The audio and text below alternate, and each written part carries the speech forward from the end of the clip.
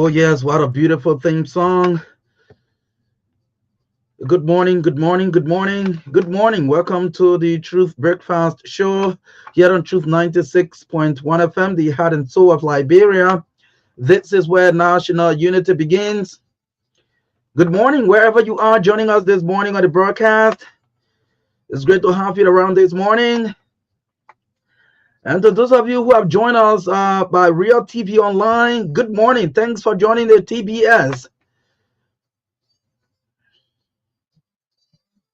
My name is Marka Davis, and I'm here with Ansu Salif this morning to bring you the show up to 10 o'clock this morning. So wherever you are joining us this morning, good morning to all of our people across the country, our wonderful listeners across Liberia, especially those in Grand Bassa County. And let me just mention some of the counties this morning where we have huge listener base. The entire Western Liberia, Grand Cabount, Bombay County, Bapolu. Good morning to all of you following the TBS this morning. And Margibi County, good morning. Of course, Montserrat is our base. And base 2 is Nimba County. Good morning to the great people of Nimba County. Good morning to all of you.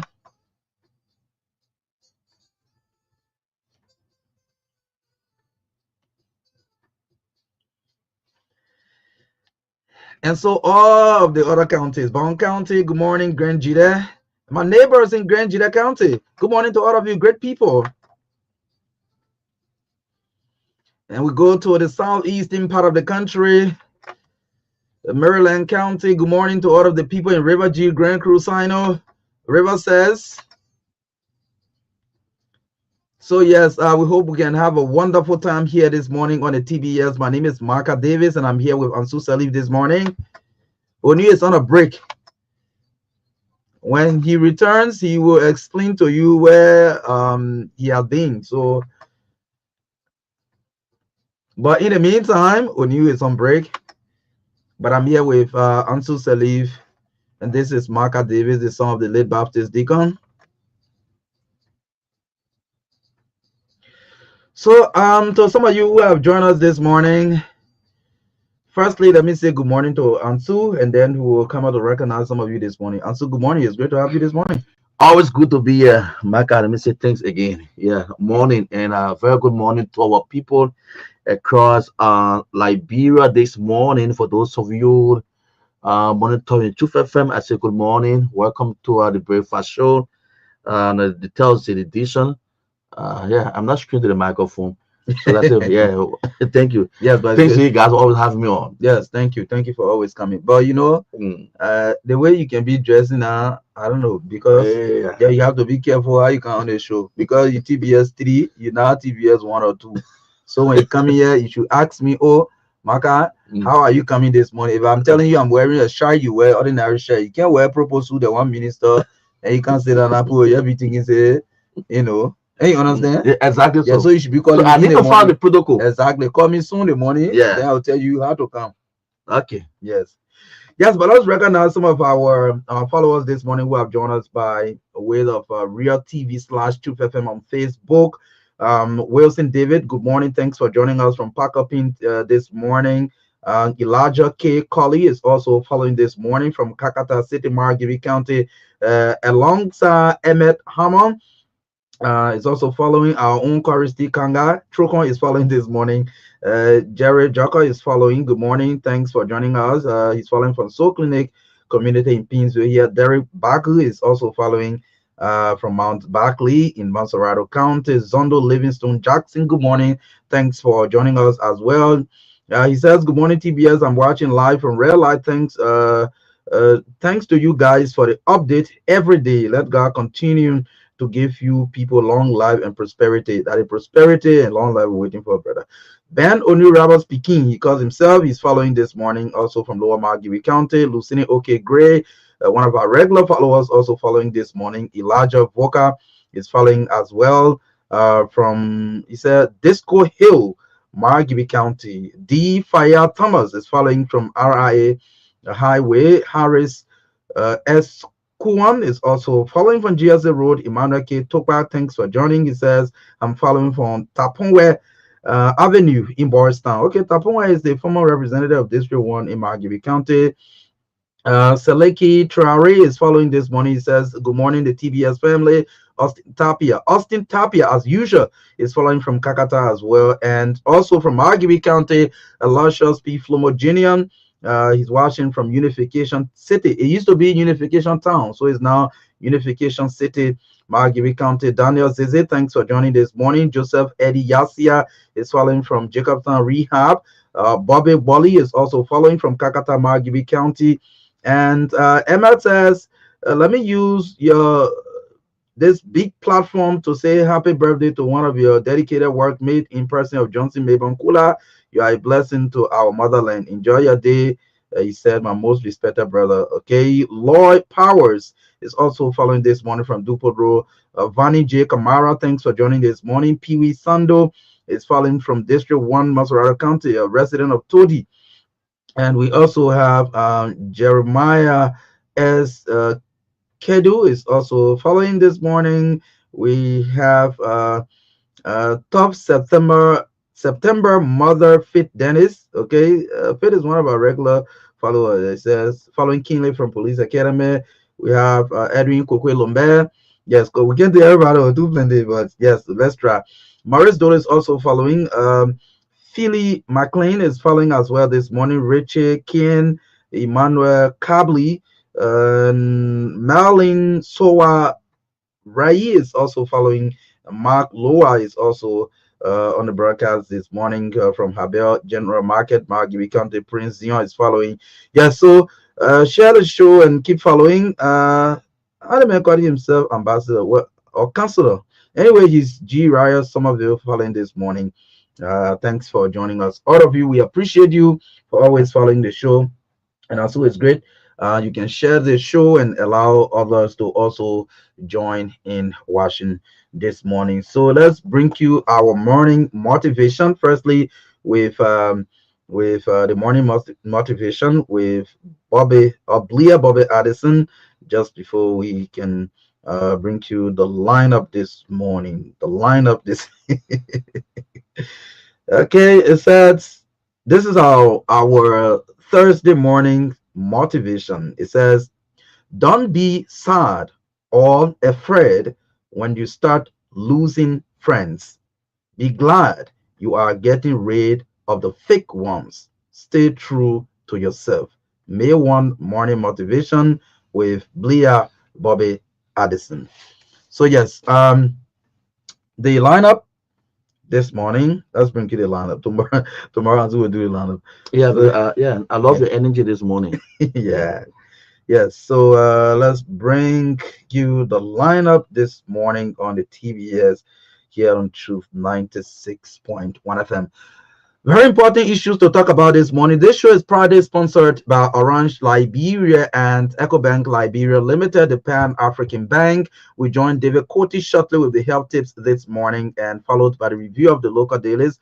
Thanks to Aretha Bono said for sending in some of the papers. In our studio chat this morning, the EPS threatens to withdraw security protection from VRP, advocating for insurrection, rebellion, and violent protest. We'll talk about this. This release came late last evening from the Executive Protection Service, the EPS. And one key talking point this morning again, 38-year-old woman and her baby died during home delivery as the Ministry of Justice vowed to prosecute the suspect. The suspect was arrested, a matter of fact. And so we'll talk about this because the reason we made this part of our talking point this morning, this is, I think, the third or second time this is happening just in April. Just in April. We reported the other one with one photo Lloyd, and this one, another mom Mary. This is the second one in almost just 2 weeks. Yeah. So we think it is very important that we talk about it this morning. Sensitizing our people to know that when you are pregnant, where to go for treatment and where to go to give birth. We'll talk about that again. As usual, we'll talk about preparation ahead of the rainy season. We continue to remind our relevant government institutions and the community people as to how we can minimize the rate of flooding that we normally experience during the rainy season. So we'll talk about that. These are key talking points we'll have this morning, and we'll have other things in passing.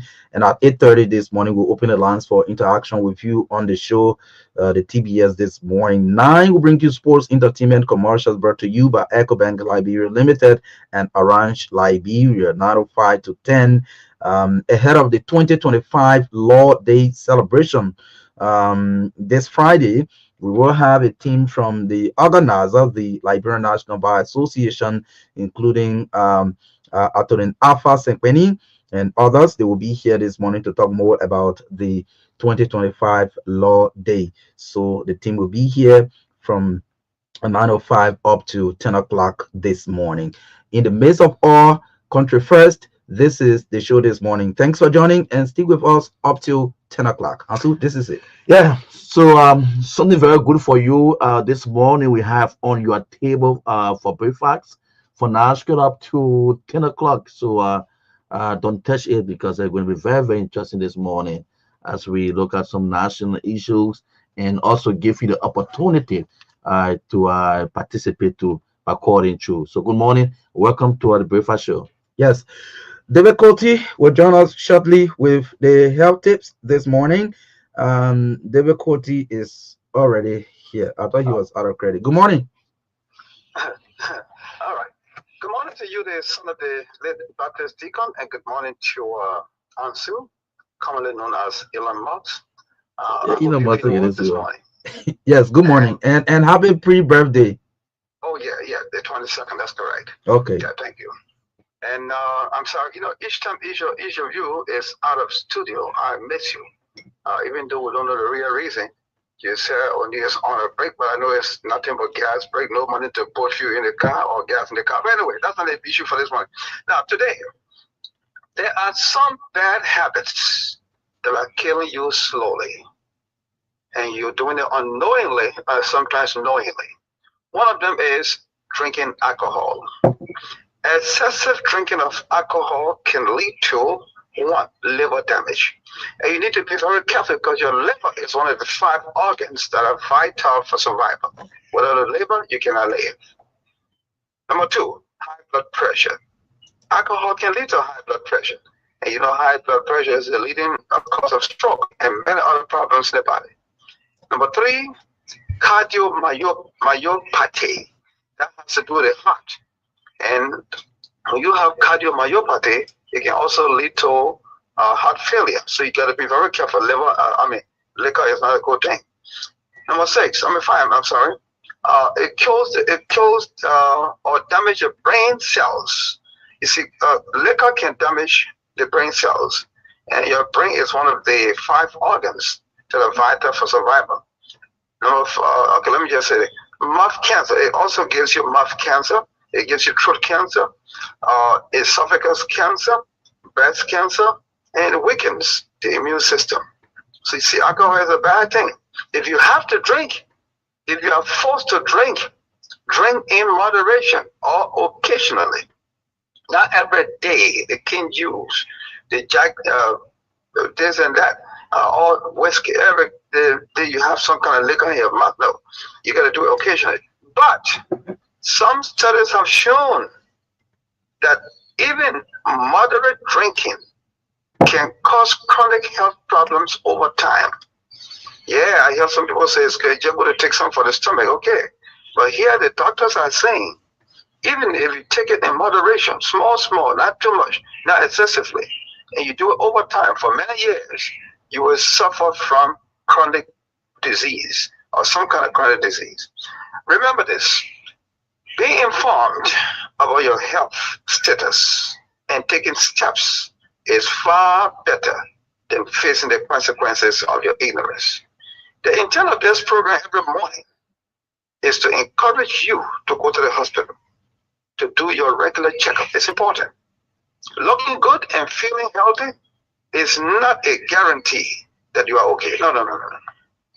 You'll be surprised that when you visit a hospital, you'll be told by your doctor that you are developing a medical condition or conditions. Oh, yeah. There are some people sitting there today with two, three problems in their system, and they don't know because they don't care to know. Just yesterday, a former colleague of mine, we used to teach at E. Jonathan Goodrich in 1985, 86, 87. And the guy is looking so healthy. He came to me sometime last month, looking so good. But he told me yesterday, from his voice, I could tell, David, I'm dying. I'm dying. I just went down slowly my whole left side. And I'm depending on my left hand because I'm a left-handed person. I said, oh, and that is because of stroke. And just about 2 days ago, I told you about a little lady who was like, okay, her two kidneys are in trouble. Oh yeah, in trouble. They came from money now to do dialysis or kidney transplant. So you could have the same problem you don't know. So this program is here every morning to tell you, I don't care how fine you are, how beautiful you are, how strong you are, go to the hospital and just check. You will get to know that something is wrong somewhere. God willing, I will be back. But in the In meantime, the meantime, I I gotta gotta get go. out of here. Thank you very much for the time. Thank you, David. Uh, Thank you for being consistent, David. Thank you so much. okay, brother. Thank you. Yeah, you know something? No. The reason why I love this particular job is that it's simply because I love teaching. You know, all the little jobs I've been doing, lawmaker, commissioner, this, that. But teaching is what I miss. When I used to stand before those students, man, Yeah, calling, rolling, getting to the topic. I Man, I love know. this. I love this job. Thank you. Have a good day. And also you receive a lot of calls too. That one of the reasons you love this job. Receive what? A lot of calls. People call you. Oh, oh yeah, yeah. People do. Yeah. People do to get clarification. For example, I was talking about bad breath the other time. And one good thing about me, I like, oh yes, confidentiality is my middle name. Okay. I would never call anybody's name. Sometimes when I want to even call their name, say, my brother, thank you, my name is, I said, don't worry about it. Somebody called me and said, look, I've been having this problem with bad breath a long time, and I didn't know what it would cause. You Listerine doesn't last. And I took my time to explain to him what he needs to do. So I will receive calls, and I Okay. will never call name. Feel free. Thank you very much. Have a good day. Thank you. God bless you. David Koti. Yes. Yes, David Koti with Health Tips is a regular feature here on the TBS on Truth 96 from one FM. Let's bring you the couple of papers we have here this morning. The review of the local dailies is next with the papers we have this morning. Yes, let's bring you the review of the local dailies.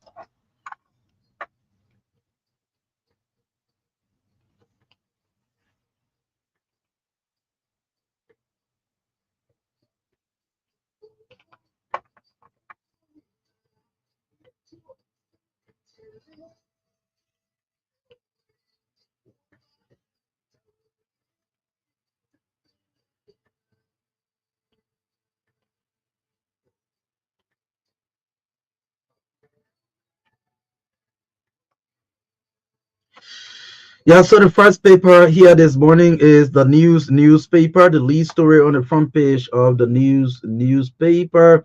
This is the May 1 edition. LMBA splits over Supreme Court's ruling. Well, I'm seeing the president of the Liberian National Bar Association, Councillor Bono Vama, here, and I'm also seeing the VP, Councillor F. Joa Lawson, on the other side. So the headline says LMBA splits over Supreme Court's ruling. There's a lead story on the front page of the newspaper. Still on the front page, Boakai cautioned against geopolitical entanglements. Boakai cautioned against geopolitical entanglements. Who is cautioning the president? But I'm seeing the president of Cote d'Ivoire, Alassane Ouattara, here, and I'm also seeing the president of Burkina Faso, Ibrahim Traore, captured here on the front page of the newspapers. Finally, on the front page, 8 academic fraudsters exposed at the University of Liberia. Let's go to the back page. Government World Bank launch 2025 household expenditure survey. Um, this story on the back page of the newspaper, it says, but it one's wrong. Uh, it says big Botox therapy briefly halted. Okay, I understand that story. Intensive lobby for quorum ahead of second quarter. I'm seeing Representative Rachel Kuhn and Speaker Fonati Kofa on the back page of the newspaper. Still on the back page, Kuhn excited about RCM Africa's medical outreach. I'm seeing the Vice President of the Republic, Jeremiah Kuhn, here. And finally, on the back page, fire overwhelms LMHRA disrupts operations. And then in my possession this morning, it is the Daily Observer here reporting this morning, LNBA president on fire over Supreme Court ruling on House leadership. Still on the front page of Daily Observer, Rex Artifacts call on Buakai to form a war crimes code. And then it's the follow here on the from page here, Data D exposes forest trade box conflicts of interest. That's leading stories on the front page of the Daily Observer.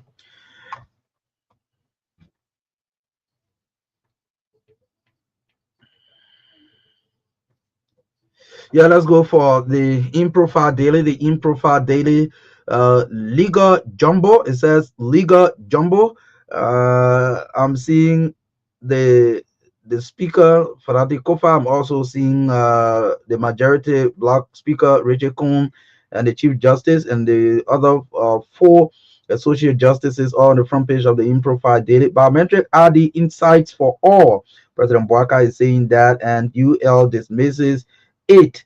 Let's go to the back page. The back page, you said commands stronger anti-corruption efforts. President Boakai to host a fundraising dinner for what? Read this paper. The paper is just sold for 40 Liberian dollars. Read the details. LDA arrests Kush seller in Sino. Makes drug bust in bombing. Well, that's double news there from the Liberia Drugs Enforcement Agency. Finding hope in hard times, a message to economically struggling Liberians. Oracle News Daily reporting the truth to you. Boycotts security chief targets opposition leaders, and we see the photos of the former vice president Joel Howard Taylor, and then followed by former president George Weah, and then Sam Gay of the EPS on now the front page. So far here on now the Oracle News Daily. Yeah, so finally is the front page Africa. The final story or the final paper this morning is the front page Africa newspaper. The banner headline, clamping down on dissent is the is a question on the front page of the front page Africa newspaper. Clamping down on dissent. It says EPS threatens to withdraw security from VRPs accused of inciting violence amid protest calls over rule of law abuse. Well, I'm seeing the information minister, I'm seeing the director of the EPS, Sam Gay. I'm also seeing former President Weah and former President Joel Howard Taylor here on the front page of the front page Africa. Victory for victims. This story cannot get too much detail on that, but I mean that's all we can do this morning with a review of the local dailies. So yes, thanks for joining us this morning. If you find interest in any of these papers, you can get them on the news stand for just $40. Just a couple of them are sold for $50, but almost 90% of the papers are sold for just 40 Liberian dollars. So you can read the details of these stories. Now we transition to our talking points this morning, and the first is the, should I say, threat from the Executive Protection Service um, to withdraw security from people who they claimed are making threat against the state. So I'm trying to get the release from the EPS. The EPS. Yeah, the EPS release as well. And then the CMC, the Citizens Movement for Change, also reacted to that statement. So we will bring all two, and then The choice will be yours now to make your own take on that. But again, on late last evening, we saw this press statement released by the Executive Protection Service, the elite security guard, providing security protection for very important personalities or persons in the country, VIPs. And they said that, let me just read the content of what the EPS wrote. It is April 30, 2025. And the heading is EPS to withdraw protection from individuals advocating political insurrection. So it says the Executive Protection Service EPS reaches to inform the public that it will withdraw security protection from any VIP protectee who publicly advocates for insurrection, rebellion, or violent protest against the government of Liberia. The attention of the EPS has been drawn to recent public statements made by certain officials, no name, certain officials, which amount to calls for chaos and violent disruption of public order. Such utterances are deeply concerning and inconsistent with the laws of Liberia. As mandated by law, the EPS is responsible for the protection of the president, the vice president, their immediate families, visiting foreign dignitaries, and other senior officials of government as directed by the president. This mandate is rooted in the duty to ensure the safety and stability of the Liberian state. A protectee who actively engages in or incites violence or rebellion against the government forfeits the privilege of EPS protection, as such conduct directly contradicts the EPS constitutional and operational responsibilities. The EPS remains committed to providing professional, impartial, and robust protection to all its designated protectees. However, it cannot and will not be used as an instrument to undermine the peace, security, and constitutional order of the Republic. So, this is the statement from the Executive Protection Service. Now we can find the counter from CMC. yes, let's see if we can find the counter from the CMC. However, as we're trying to find this statement, I think I have it now. Okay, I have it now. So I can read it, and we talk a little bit about it, then we'll give you the opportunity later after our other talking points. But this is what the Citizens Movement for Change said.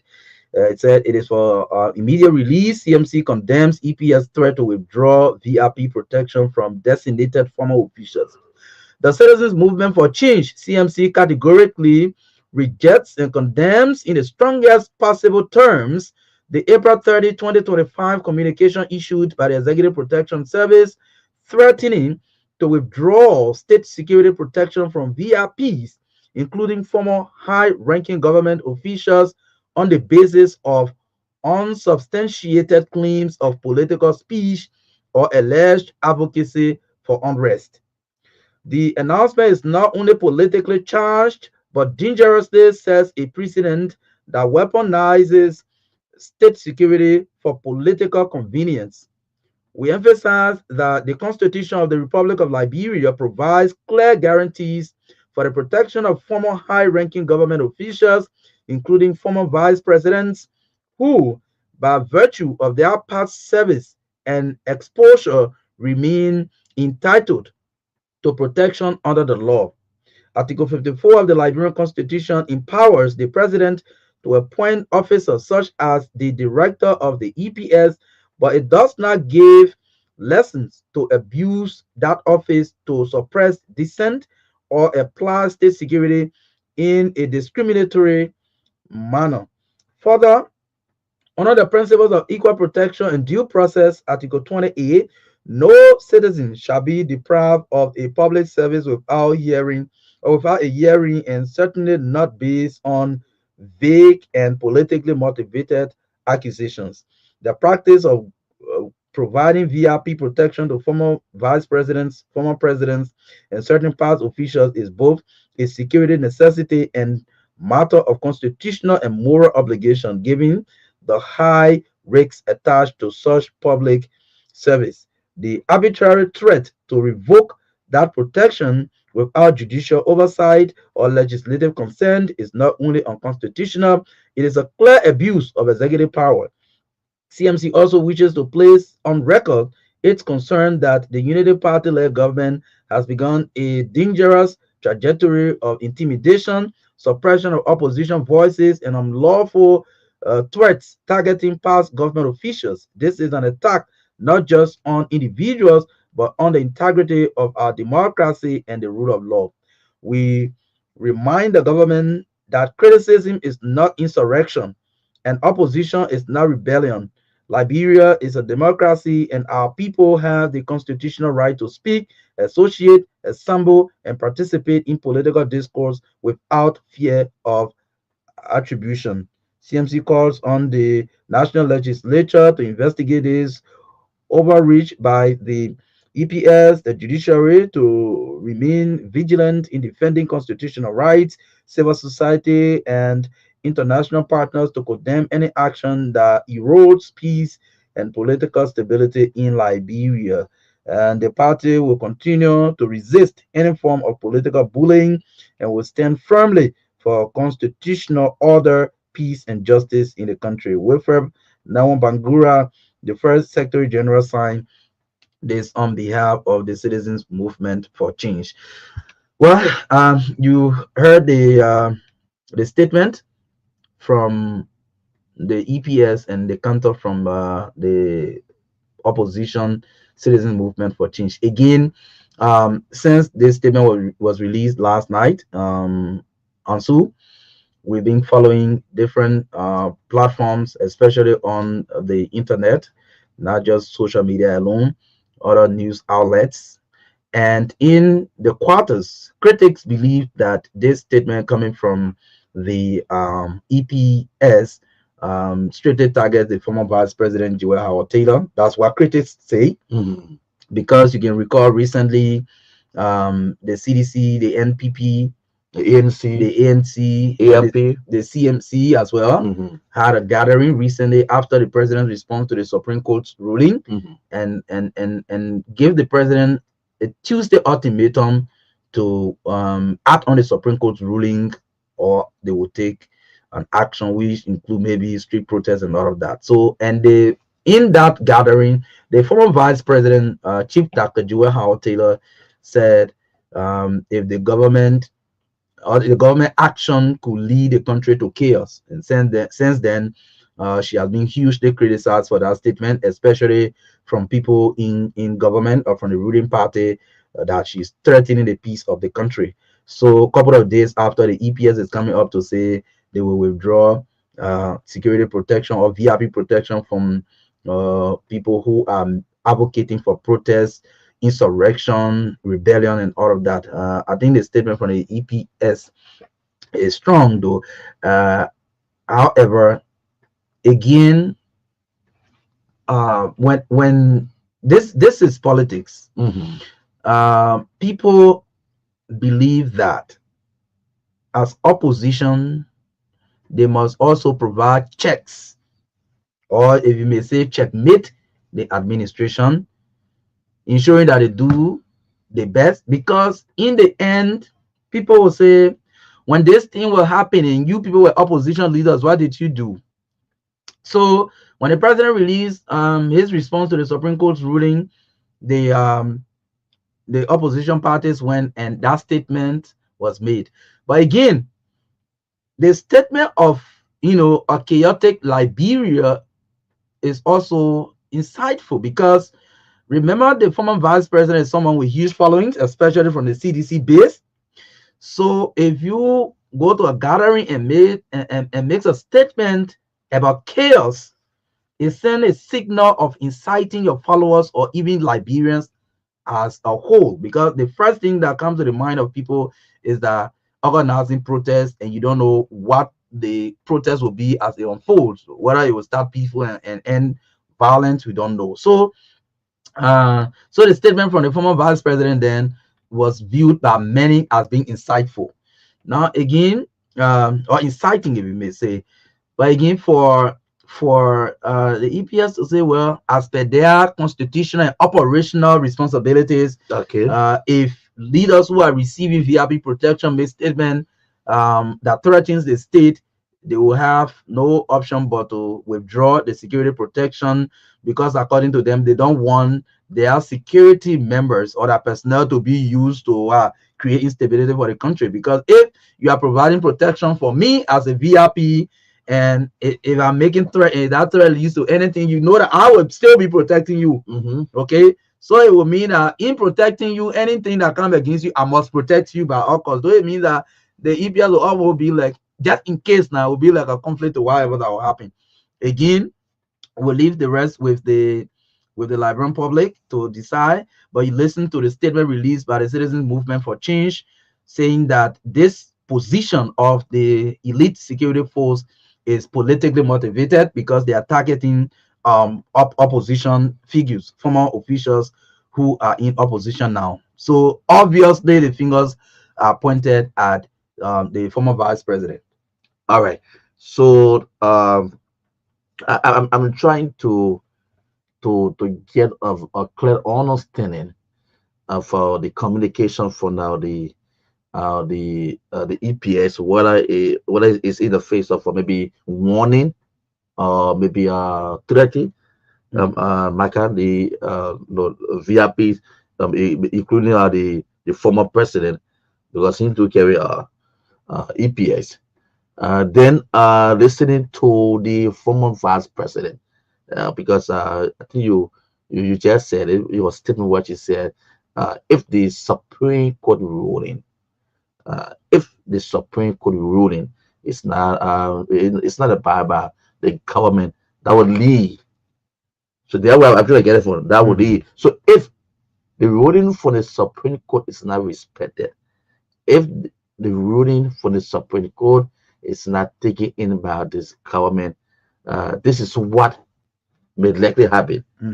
This is what maybe we were not going, because maybe she was speaking of the Liberian people stepping out to defend the law of the country. Maybe she was speaking, she know exactly which official was speaking from, but we're not trying to get that lead that she said that it may lead us into problem. So I don't know where the EPS, because if you found the EPS framework, I think there must be a long through a Ministry of Justice. You have to go through all the process. If you have to carry on such action to withdraw securities from VIP, there must be a law for it. So I don't know which it was same gatekeep from the such a statement or such a release. But I know very well that the framework that covered the Executive Protection Service, you must pass through some protocol, the channel through the Justice Ministry to if you are to carry on such action. So Sam Gay have to revisit the framework that called the EPS, because as we said, this is our country. We don't need a one or divided country. Well, people will just will just come out and try to run after people. And for the past time, Sam Gay to name to already been into the media to, especially when it comes to how the EPS been operating. Even they went as far as even apologizing to I think the CDC when they had their one other campaign launch. So all these things it call the Liberian people when it comes to the security of the country. So we don't need a divided country. We don't need people here to be living in fear, where the communication there. Don't forget, all VIP ex government, maybe it could be the former chief justice, former president, former vice president. So these things there are people there who work in the government, and they are entitled to these things there. All right. So statement now, people see this statement as freedom of speech. There to people that start taking us back to the president at that time. He was former vice president, when he during the campaign time, there was so a lot of statements were made. People started, to take the EPS boss back to to remind you on some of these statements. So I think that as I said, we need a country where our people should govern us, bring that unity. This is time for reconciliation. We could keep 40 years and there, all right, and especially when it comes to development of the country. We already have a current situation at a capital building, in which we find it so difficult to handle. Then we start listening to from the security end. It put the common man into fear. Yeah, it put the common man to fear. We don't want people put that about dark cloud over our country when it comes to the security aspect. In some of Yeah. the past So days, my God, we yeah, just saw security put the security stuck the street and other stuff, moving around. yeah, Yeah, that's city patrol. city patrol. Yeah, no, sometimes the common man too will see about what's going on and other stuff. We don't need that type of, as I said, dark cloud or our country. We don't need a divided country where we have our people being divided. It's a time for reconciliation for us to move out. Yeah, time for reconciliation. Again, the EPS, as we are aware, have the mandate to protect VIPs, Hmm. okay, including former certain designated former officials, uh, which include former presidents, former vice presidents, and they are directly under the executive mansion. So uh, they have their own rules and they have to establish their institutions. So Hmm. I'm not sure they have to seek permission for the Ministry of Justice before they can take actions on certain things. So yeah. So again, we've said this will give you the opportunity to say what you can say, and you listen to the reaction from the CMC as well. Believe that the action that the EPS intend to take is politically motivated. In fact, statements that people made during that gathering, I mean, they are free to make these statements Hmm. because they have right to freedom of speech and expression.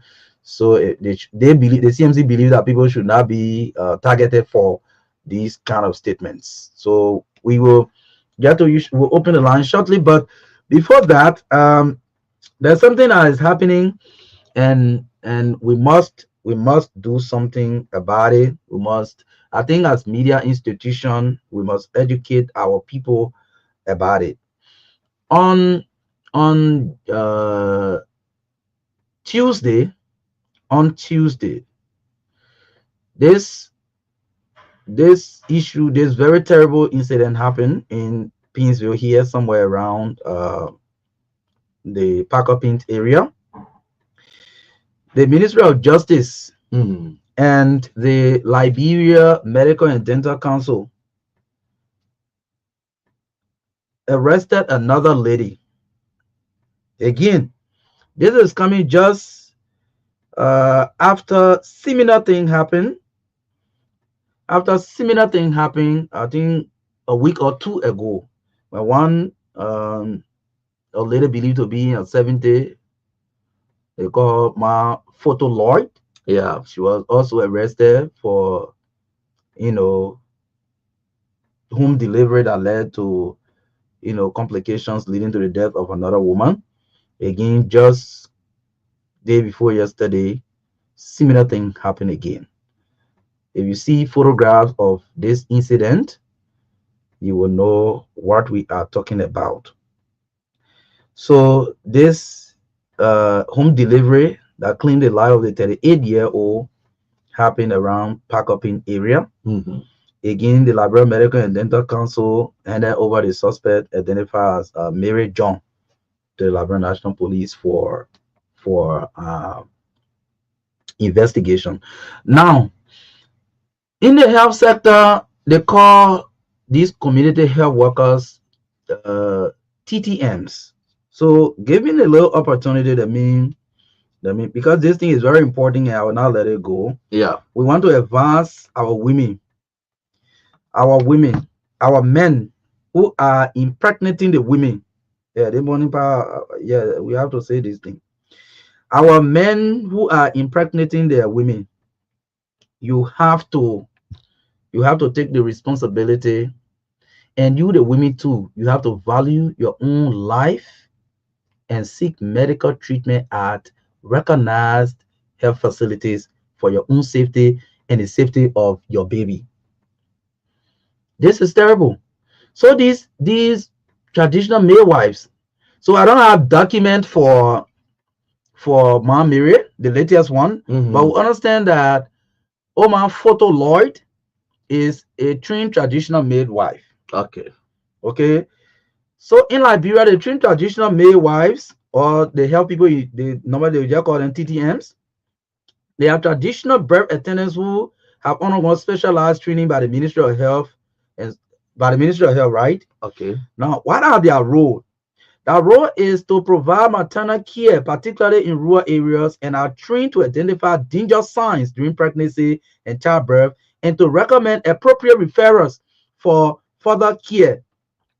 Okay, so listen, this is their key role. Though I will say this in the Liberian way so our women can understand. They old man never say that they don't want in the community. Oh, they old man see that midwife. Oh, they old man see that midwife. Oh, she been doing a thing for 70 years. Oh, she been doing a thing for 30 years. Oh, listen, it is not safe for you to go to one old man room to say an arm in pina, let me go to the Oman hall, let her go deliver me.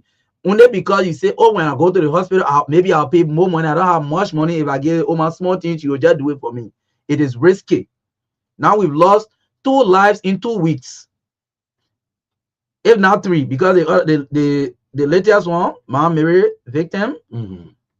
lost. I mean, the mother and the baby Yeah. passed off. In the job. You understand?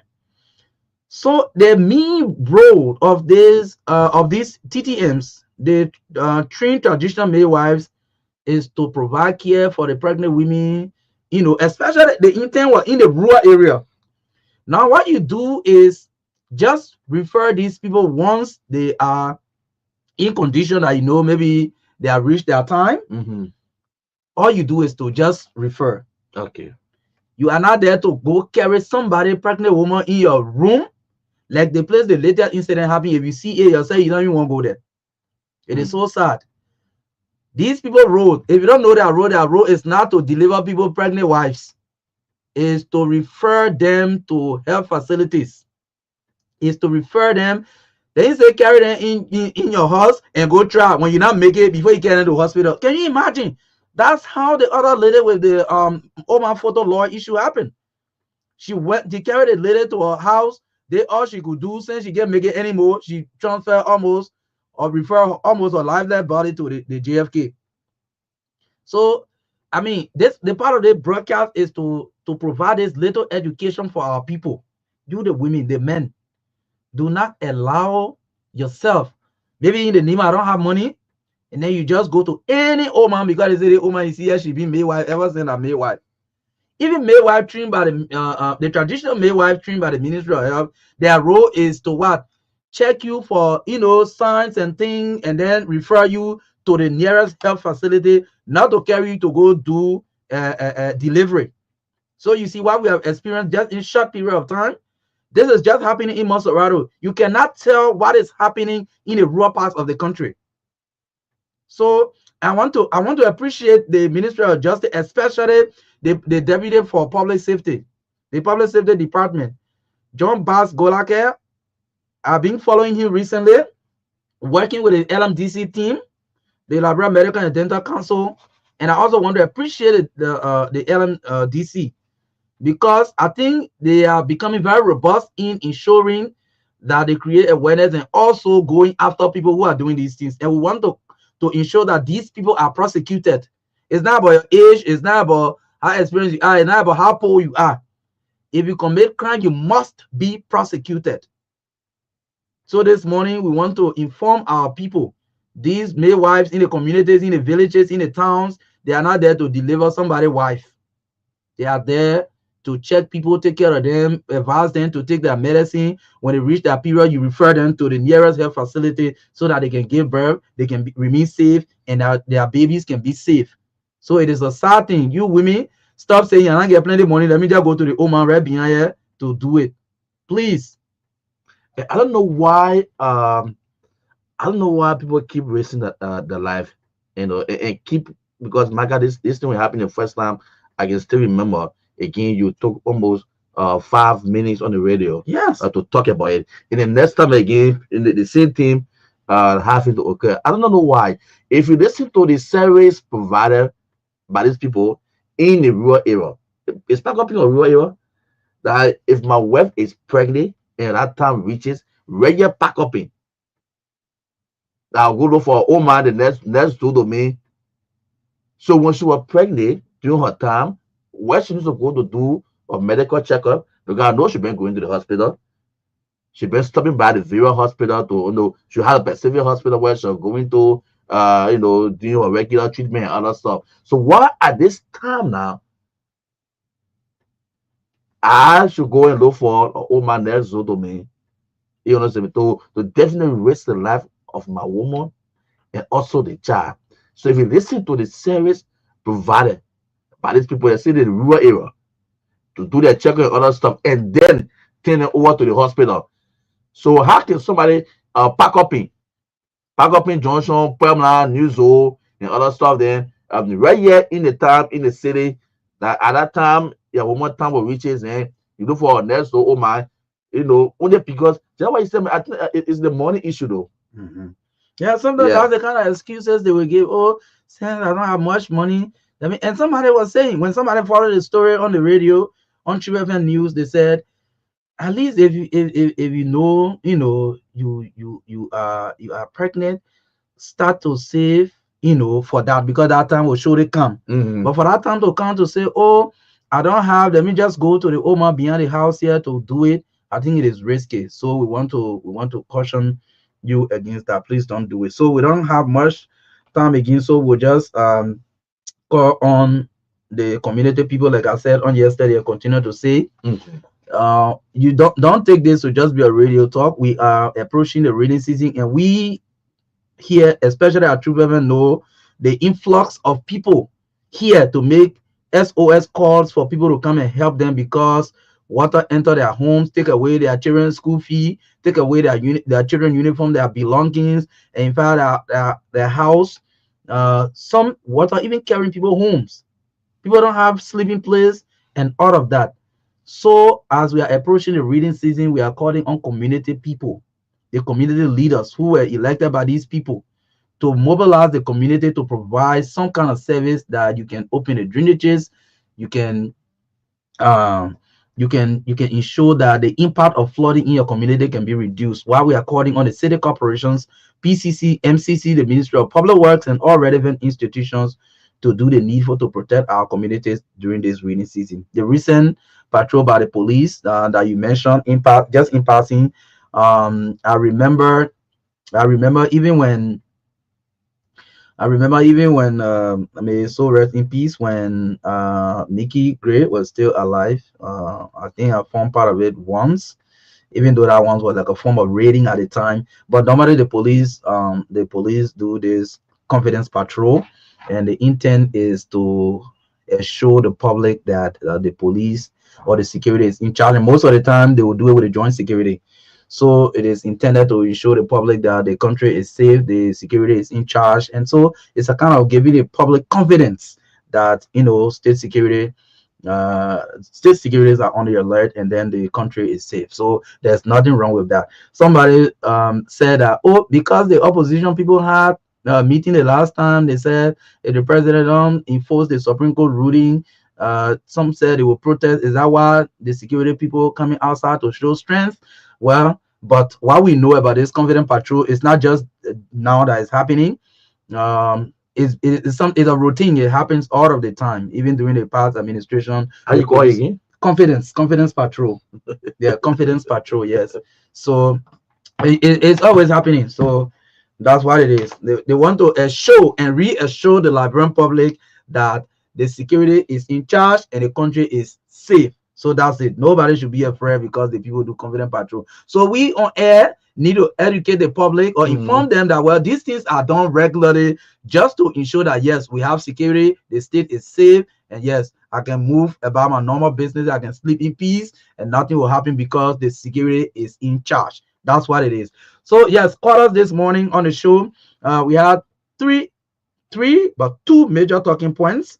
One having to do with the EPS decision to withdraw security from people who are making threats.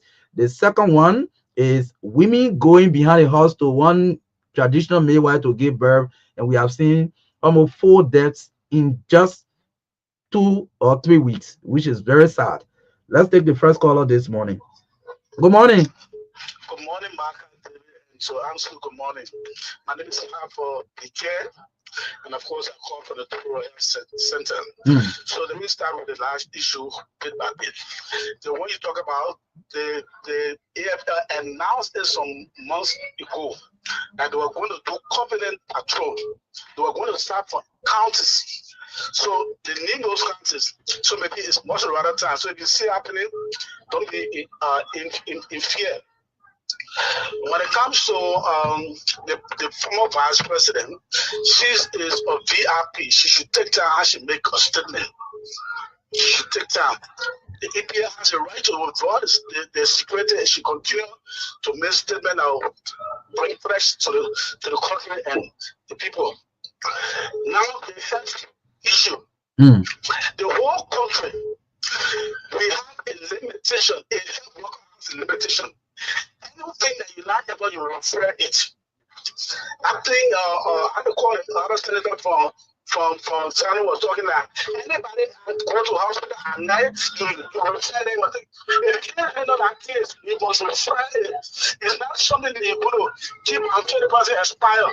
So they should be able to go to other areas where they will be able to get up to them. Okay. Don't be going in front of the men. My brother said, give me money. Why do you put this money? You not give me money. You know the more bring it the way I want.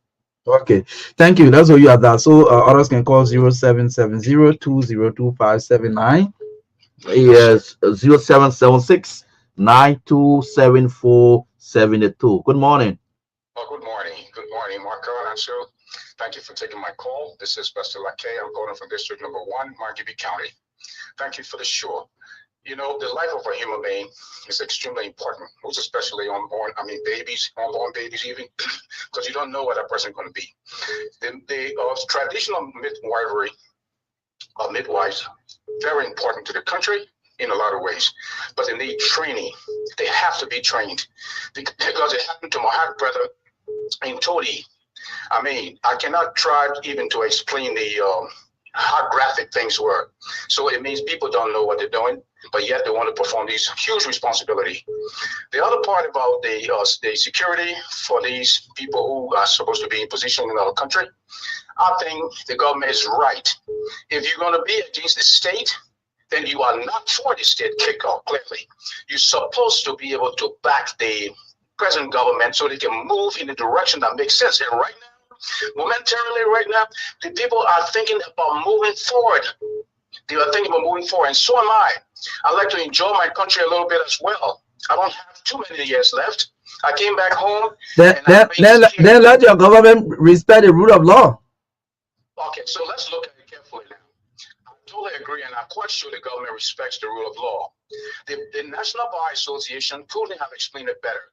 Kwame Clement, Council Lord Kwame Clement, explained it also. You don't have the time for me to be able to start and go on until I finish, but I can tell you clearly, if the House of Representatives had been responsible enough, we wouldn't be in this mess. Okay, I see the House of Senate also is not even saying anything. I don't hear it. Maybe somebody else does. But these people have to put on the senators are writing on Facebook. There you go, my brother. if everybody in Liberia has Facebook, then power to the world. Forget Liberia alone. So here we go. I'm just telling the Liberian people, most especially those who are from the past government, when a president leaves position, he gives the other president chance to function. You don't start forming a party telling you that we're going to be running in 2029. You don't do that. You give the government chance, and nobody should threaten the country about chaos. And you will know who we're talking to, Mrs.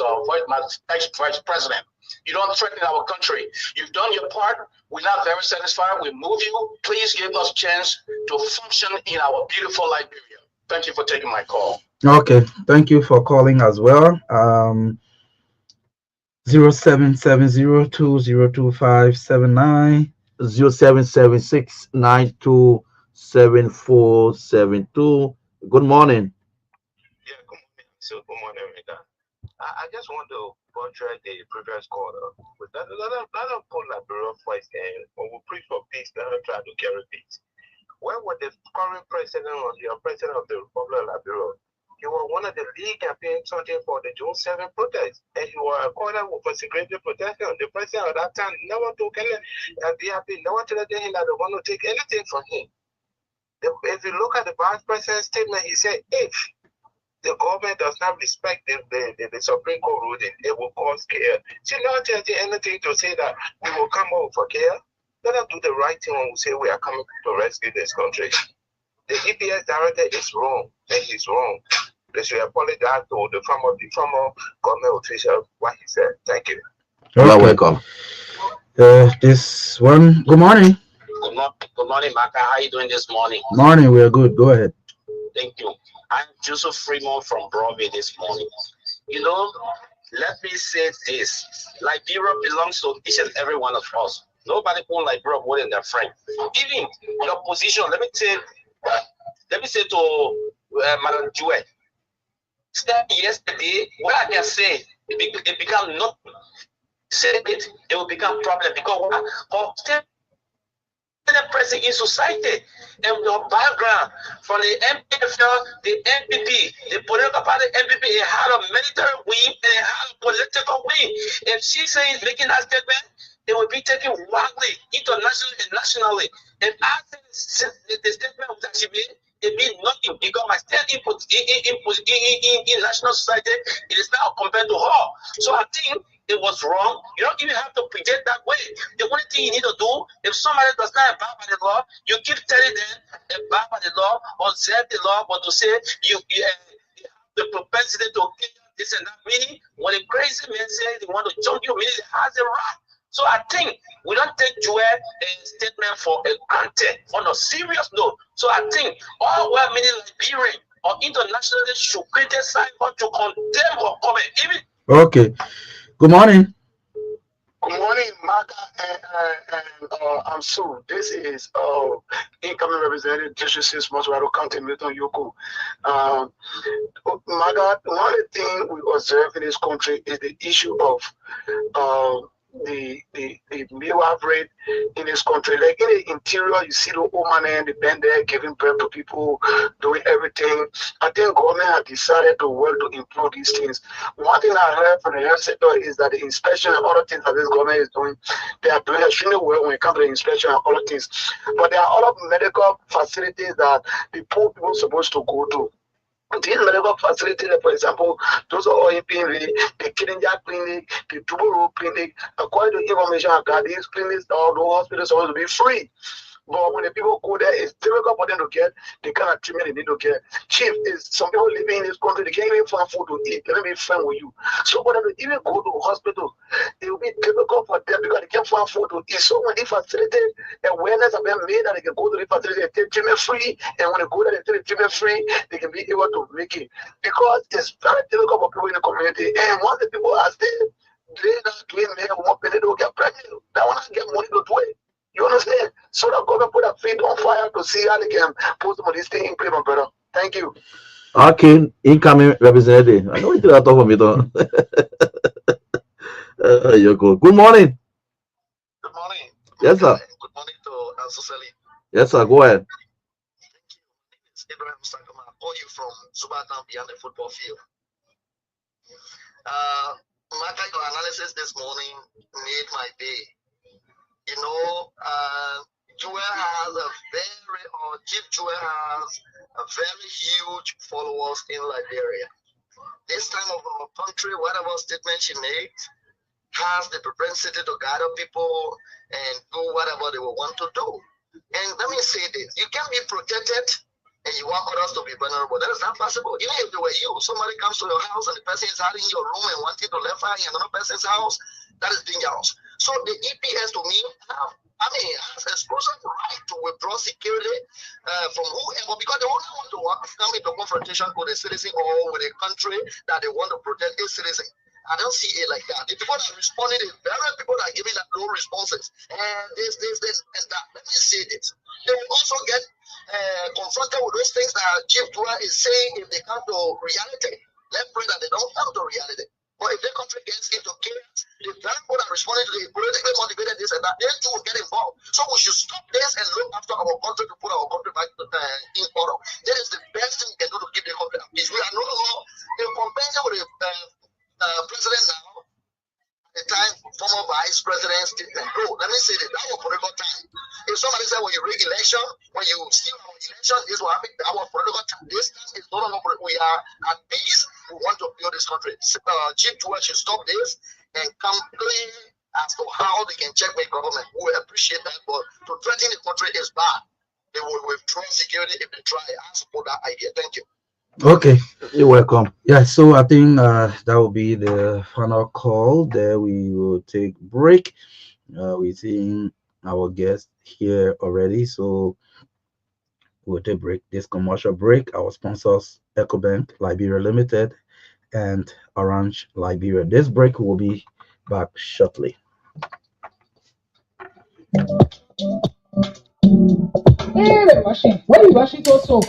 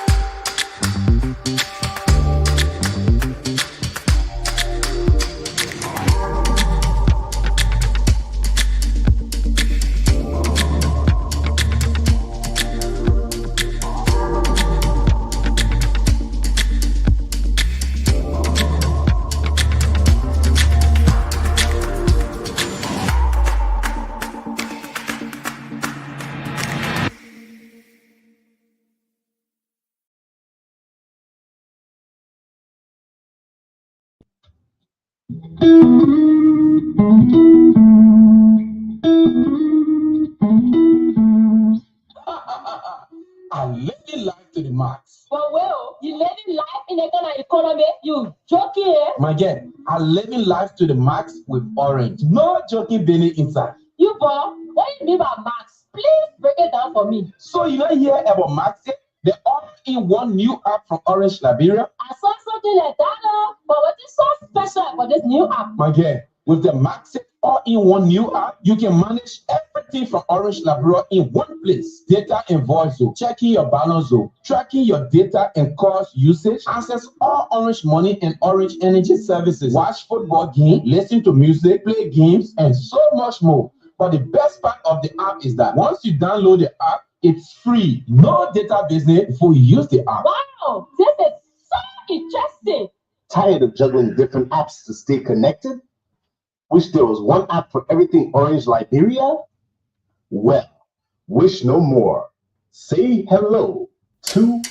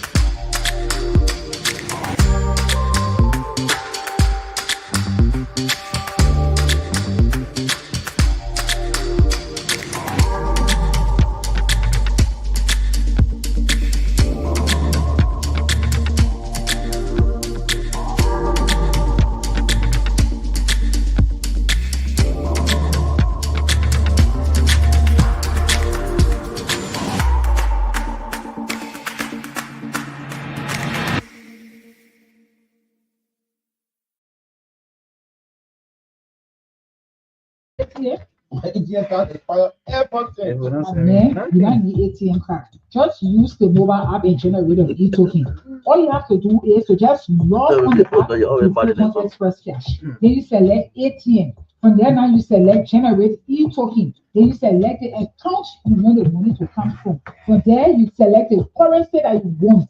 If they're Liberian dollars or US dollars. Then you put in the amount that you want, well, $10, $20, you put it in, you generate your e-token. It's simple, like 8 numbers I will count to you. When you get that number, just go to any ATM. All you have to do is to just select the C Express Cash on the ATM now. The place where you're supposed to put your ATM pin, that way you pull out 8 number. Then it will ask you for the amount. That money where you generated, that money will count with the ATM will pay you. So simple. Ego balance for me again. I will always make use of the Express service big time. EcoBank, the fun actually bank. Of course, thanks to our sponsors, Orange Liberia and EcoBank Liberia Limited. Like we mentioned, we have our guests here this morning from the Liberian National Bar Association, and we'll be talking about the upcoming Law Day. So we have Attorney Alpha Sekpeni here this morning, Michael Gebe, as well as Fasia Harris. The three of them are very young people coming to talk about the upcoming Law Day. But let's join them this morning and say good morning. It's good to have all of you this morning. Good morning. Good morning. My name is again Attorney Michael Gebe. Okay, yes. Thank you very much, Marka. Anthony Alpha Daffy Simpini here. Good morning, Marka and his colleague, and good morning to the listening audience. Yes, how's everything with you guys? How are you doing this morning? It's great to have you on the show this morning. Yeah, thank you very much, Marka. I mean, most of the time I quarrel with people when they ask me how is everything.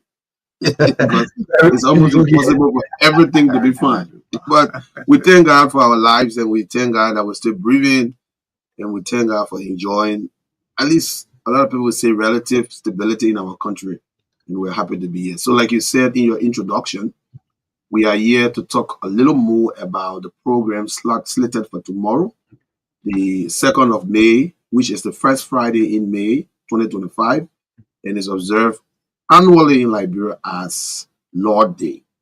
It's a day that is set aside for lawyers to be recognized for their outstanding performance and the work they do for the country in ensuring justice is served, the rule of law is upheld, and you name the rest.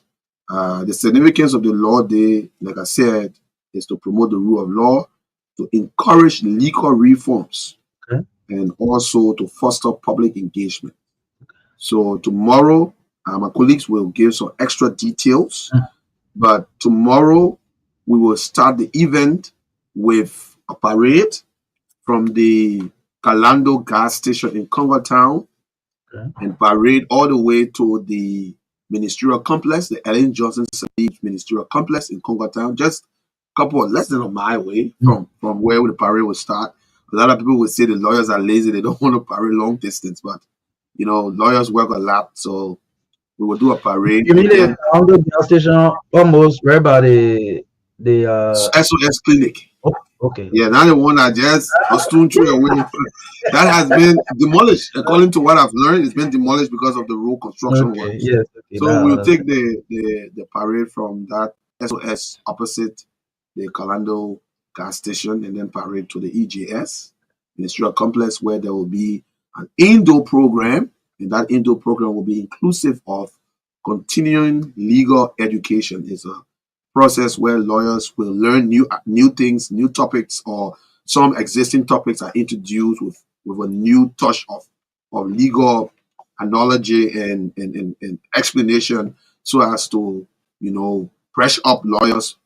It's done every year, 2-3 times a year, so that lawyers can get some new ideas on new legal topics and all that. And then after that, there will be a refreshment program. And there are several invitees. And my colleague Marka will talk about some of those institutions and individuals that have been invited. Michael. So thank you, Alpha. After having set the basis, let me use this time to say Happy Law Day to all lawyers within the Republic of Liberia. Happy Law Day to the Republic. Law Day is in fact today. So globally, we are celebrating Law Day on May 1. We cannot celebrate today because I'm sure the logic is you don't want to interrupt the week with a celebration and then have to resume work on tomorrow, Friday. So our celebration is set for May 2, which is tomorrow. And like Alpha said, beginning with the parade from the Kalando gas station and then up to the ministerial complex, where we'll have the elaborate event. So there are a number of guests, which are our regular guests. Will be focusing locally, but I mean, this mobilization is basically for lawyers, all lawyers. There's no exception, as probably you may have heard on the air. The court has, the Supreme Court, we say the court, we mean the Supreme Court, has ordered the closure of all courts within the length and breadth of the Republic so that lawyers come from far and wide within the Republic to participate in this law day. So it's intended to mobilize all lawyers, attorney at law, counselors at law, senior counselors at law, magistrates, judges, justices, including the chief justice who has sent out the citation for closure of court for celebration of law day. So we're looking forward to see. There's no excuse. The president has said there will be a no excuse accepted, and of course, as part of the events, which will have the CLE, the continuing learning education, where we also supposed to acquire points. So we're looking forward to seeing all participate. But interestingly, we've also incorporated high school students. We've invited high schools to join us so as to have an appreciation of Is the this the entire first issue. time you are inviting high school students? I mean, we've been doing it, but this is if happening because I remember the last law day, there were invitations sent out to a few high school. But this time around, we want to play more emphasis on the next generation, the younger people come out to have an appreciation of the rule of law, to have an appreciation of law. So we've invited high schools. We've invited also military and paramilitary. The armed forces of Liberia obviously will be there parading with us up to ministerial complex. The police, the immigration, and all the military and paramilitary forces in the country. I invited will form part of the event. So the event basically is intended for us to know and try to appreciate the vital role that law has played in our society. Of course, the foundation of our formation is freedom. And with all law, we wouldn't appreciate the freedom we have today. So, of course, we're going to be having the full participation of every Liberian to ensure that we enjoy the beauty of the law. So let's look at the theme. Thank you. Thank you. So tomorrow's observance of Law Day is going to be under the theme Justice, Accountability, Inclusion, Building a Stronger Liberia under the Rule of Law. That's the theme for the Law Days observance 2025. And the guest speaker, the keynote guest address will be presented or given by the former Chief Justice of the Republic of Liberia, for Honor Gloria Musu Scat, who is going to be giving us the keynote address, and there will be special remarks by other key or prominent individuals within the judiciary. And like my colleague said, other invited guests, we have embassies around Monrovia that have been invited to grace the occasion. So it's going to be happening again at the ministerial complex, and we encourage all lawyers to turn up because it's a very important day for us. All professions have a day set aside to reflect on their profession and its impact on the society. So tomorrow is ours to do as lawyer, and we cannot overemphasize the need for us to come together continuously to talk about the importance of the rule of law, the independence of the judiciary, and how the fabric of our society is strongly grounded in upholding the rule of law. I know sometimes I've been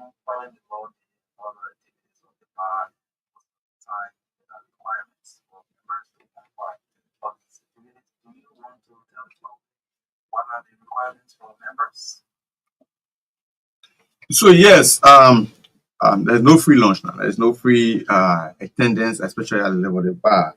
So this year it's kind of moderated. Is we try to cut down on costs. So we're gonna have attorneys at law paying $40 United States, far less than what we paid in previous years. Counselors at law should pay $50 United States, and law students we have of course, the Louis Arthur Grant School of Law and the Liberia Law School, both of which are associate members of the bar. And the, it's important that we have students also attending, and they should pay $25 United States. The high school students, university students that have been invited to participate, and of course, our guests, it's a free of charge event. Obviously, you can allow your guests to pay fees, but lawyers, attorneys, counselors, and law students are to pay a fee of 25 for law students, 40 for attorneys, and 50 for counselors at law. So, is there any consequence for an attorney or counselor or law student writing on this celebration? So yeah, so basically it is incumbent upon members of the Liberian National Bar Association to attend all events. And let me just emphasize that the National Executive Council, including the president, the leadership of the bar, have said that attendance is mandatory, so including the parade. And the emphasis is that you will risk losing your CLE points. So if you don't attend the program, you risk losing your CLE points. So all lawyers who are listening to this program or who understand the significance of the CLE points will know that nobody wants to play around their CLE points. So you are asked to be there 8 o'clock. The parade starts now. Yes, it's not that you will be just punished randomly, but you will lose your points. And once you lose your points, there's a chance, the risks are high that you may not get your lessons, because every year you apply for your lesson, and once you apply for your lesson, your committee will review your file to ensure that you've covered all the relevant activities, including the COEs. And also, if you don't pay your dues, because this is part of the payment, your obligation to the bar, paying $50. And like the last time, Marco emphasized that, $40 and $50 is a pocket change for lawyers. Not that lawyers are wealthy, but at least they are considered as individual facilities. They are considered as individuals. Yeah. So yeah, bulk of the people will agree that lawyers can afford to pay the amount of $50 or $40. So yes, so if you don't pay, you will have some issues in the future, and also if you don't attend, there might be risk of losing your CIE points. So it's not like a threat to members of the bar, but we're just encouraging them to attend, because besides the benefit of getting the CIE points and probably attending the program, it's an opportunity to commingle with your colleagues, some of the colleagues you have not seen for a while, because it's a basic profession. Some folks are assigned outstation. In the county, somebody may be assigned as a county attorney in Grand Bassa, or maybe in Sano County, or maybe some of your colleagues you have not seen for ages. There's an opportunity for lawyers to amalgamate, to be together, to discuss on law issues, to have fun. So yeah, we encourage people to attend, because all of the above, everything I've just stated, are some of the benefits or the gains of attending the law day. So in line with the theme, what are some of the key issues of discussion? The keynote speaker will be the one to make the presentation, so we can tell exactly, but Fastia will just give us some extra details to that. Yes, so the focus is really on accountability. So we hope that if the keynote speaker will emphasize the point on accountability, because it's one thing to shout, "Oh, uphold the rule of law, uphold the rule of law," but how do we account for that entire process of upholding the rule of law? There are different sides, right? The judiciary has her own responsibility in doing so, and citizens have their own responsibility. So we will expect that the keynote address will be, have a component that addresses all sector of our society in terms of our responsibilities and our roles in upholding and being accountable for the rule of law, and also will be highlighting how does that contribute to our democracy, building our democracy in Liberia as we continue on the path, for good governance and all of that. So we are very much in anticipation of the keynote address, and also the goodwill messages that's going to be coming from guests and partners that are interested in the issue of the rule of law and working in Liberia. And talking about the continuing legal education, the legal profession is one of ongoing learning, right? Every day you have to research, you have to keep abreast with new laws, you have to read. So the portion of the CLE is very important for us lawyers, because some of the topics that are going to be handled show is going to bring new knowledge. It's going to be able to expand on the current context around some of these topics, and that is very helpful for lawyers in the way we go about making representation for different parties. Who are those, should I say, selected to make presentation on some of these topics, especially from the CLE? Well, the program is going to be out, but I know that there is a huge guest list. Michael, you want to? Yeah, There's also, a guest list of speakers that are already being lined up, and yeah, let me just go through the yeah, okay, list. There are say your name, several, I mean, in addition to guest the speaker. guest speaker who is uh, uh, former Chief Justice Gloria Musu Scout, Councillor Gloria Musu Scout, you have several other statements made by the Chief Justice will make statements. There will also be complimentary statements from the ambassador, extraordinary and plenipotentiary embassy of Cameroon, His Excellency Beng Yela Augustin Gang.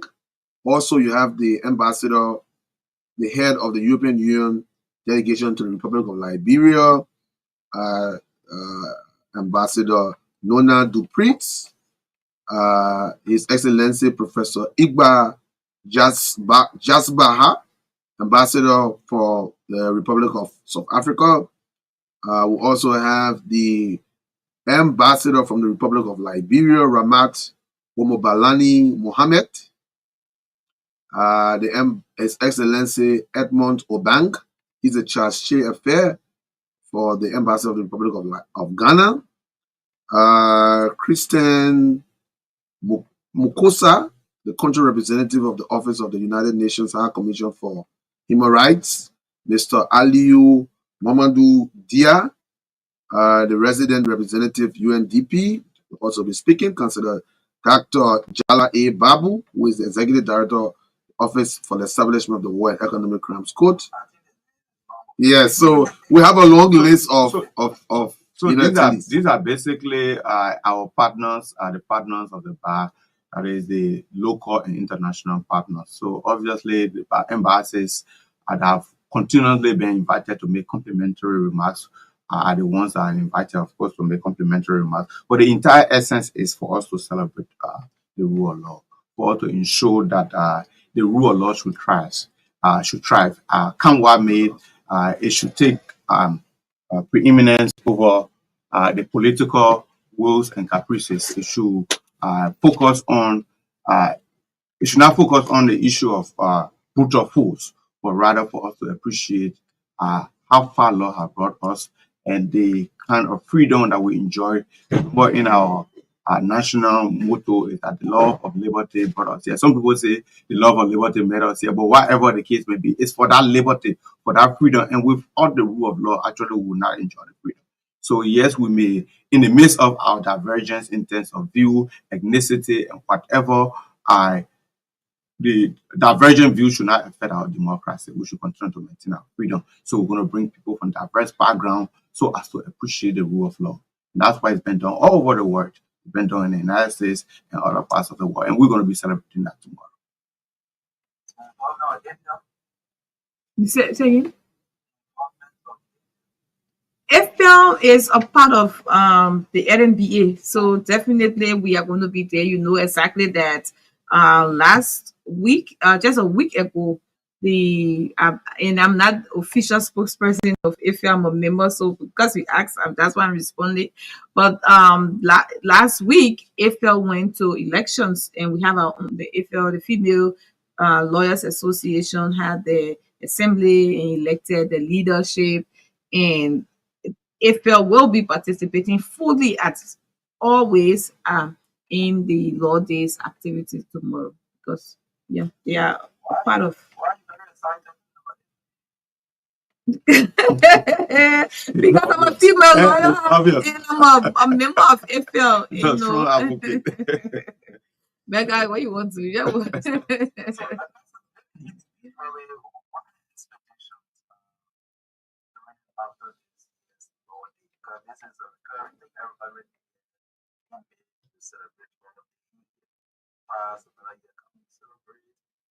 are some key expectations after this?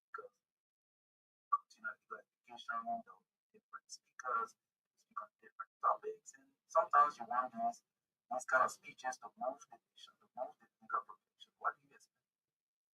Well, for me, what the LMBA is expecting I mean, individually as lawyers, we expect that tomorrow's engagement is going to stimulate conversations around key legal topics that are interested to lawyers, and we're going to have a wealth of understanding of the different issues that are going to be discussed. I'll just say that sometimes.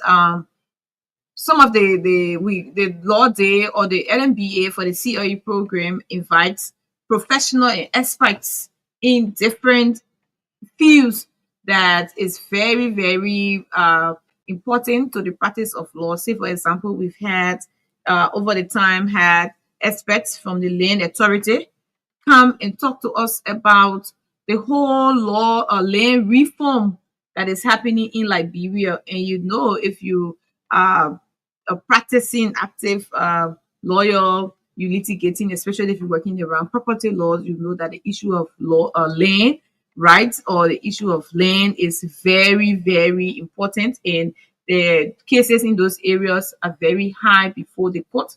So lawyers tend to understand the laws that are passed and the different policy documents that are into place and how they be implemented. It guides you in your profession. It gives you understanding of the current context, and you are better able to apply this new knowledge to your practice of law. So this is what is important, and we expect we go to law day, and especially when there's CLE, we go with the mindset to be able to get refreshed, to refresh our memories, to come up to date, you know, with different new ideas, different thoughts, and interpretations of different laws that have been passed by the Supreme Court, and generally, for us to be able, one of the expectations is for us to be able to delve deep into the independence of the judiciary. As you know, that's one of the reasons why we have Law Day, to be able to celebrate,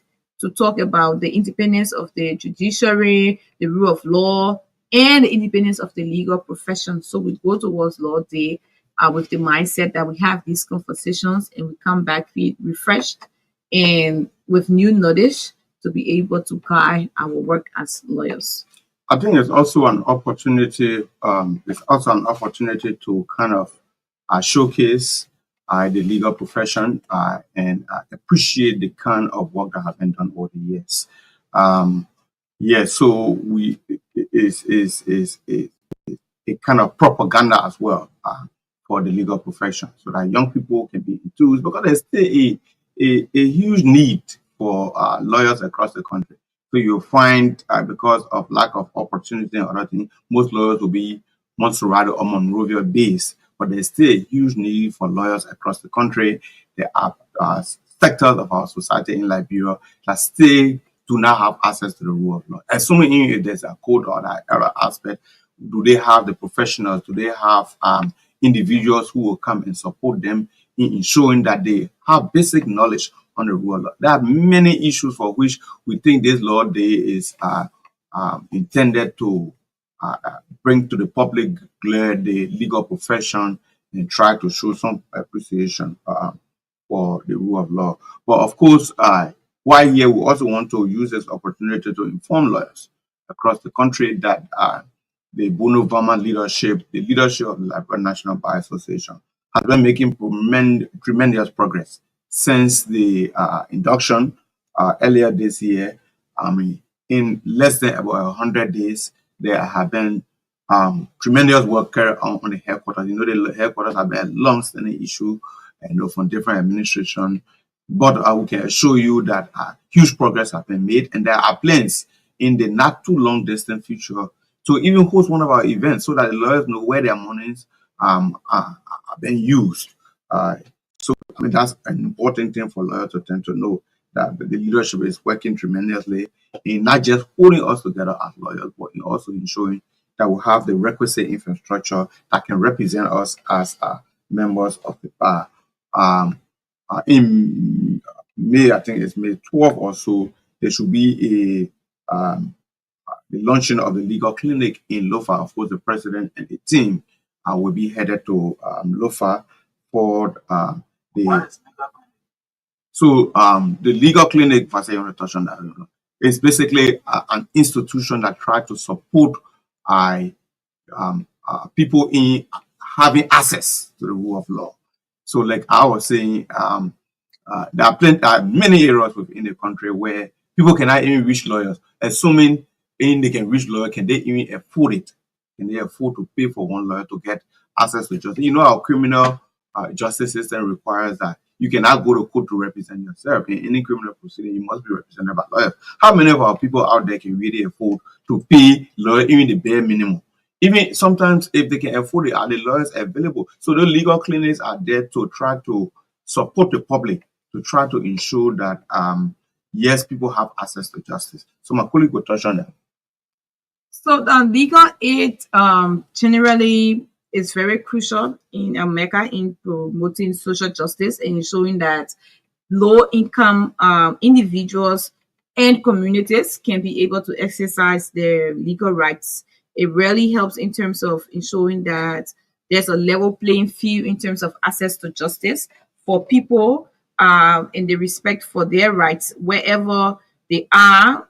Economically, when they are disadvantaged, they are still able to get remedies and their rights can be protected under the law. So the LMBA over the years have had the legal aid clinics running, though very limited and in few places. I know right now there's active legal aid program happening in Mosorado. I know of the one that's happening in Magibby. And now going to Lofa is very important. I sure the judicial circuit, there in Lofa County is really going to appreciate this program because it's also help the courts, right? Not to get so overwhelmed with legal matters, the legal aid, where you have lawyers who are providing these services, but these services are pro bono services. Are they established at the courts? There's the legal aid clinics, or there's an office. So you establish your office where people can come in and they're able to do the entry, collect the facts around your case. So do all the other administrative issues around it, and then the individual lawyers that are working now will now go on your behalf, like proceed to do the court processing of your matter. But what happened is that some people do not even or cannot even afford to approach the courts. Yeah. Right. So once they are aware, the communities are aware of the legal aid clinics in the area, they are able to go there. And some matters are not necessarily have to go to court. They can also be resolved through that process. And there are some people, individuals who are imprisoned and pre-trial detainees who may never get access to a lawyer. So the legal aid clinic really help to extend their legal representation to people who ordinarily, because of the economic status or because of the location or for different reason that disadvantage them, will prevent them from really accessing justice. So that's the intent. So This is very important. Most often you listen to the radio, you hear about overcrowdedness, and you Yeah. go into the communities, and people will come to you, even when you lawyer in your community. Mhm. Yes, people come to you every day with legal problems, and sometimes you really cannot help them as an individual lawyer. But if there's, there's a legal aid, functional legal aid programs that's established around the country, Mhm. you individual lawyers do not have to carry that burden alone, or people do not get so frustrated because their basic rights cannot be protected through the courts. So that's it, Lofa County. The NMPA is on the way with its legal aid clinic. I'm excited about this. I'm so excited that there is going to Lufa, and I hope that the leadership with the work level of work that's been done will continue to. Why are you excited because it's going to Lover? I'm not just excited that it's going, not just Lofa as a county, but Okay. I'm excited that it's expanding. Okay. And I'm happy also that it's going to Lofa there, because there are people. Lofa is a big county, and there you read the news, you get, every now and then you go to Lofa. When you visit Lofa, you go to communities, you hear from people, you know that there is still, a need. But I'm excited that the legal aid program is expanding, and based on our, we do call ourselves foot soldiers, Mm. some of the things we see in communities, the problems that are there around legal issues can easily be resolved. And it's good that the LMBA Mhm. is really contributing towards ensuring that people can have access Yes. to So since in your representation. yes, in your comments you mentioned the issue of pressing overcrowdedness. I mean, that's one of the things even some civil society organizations have talked about, we the media people have talked about, and other people sometimes they say, well, some of these cases for which people are going to jail are even things that can even be settled just through conferences and all of that. But have you come as a lawyer yourself? Have you come to see some of the factors leading to people just going to jail and two terms of court passing and they're not going through litigation and all of that?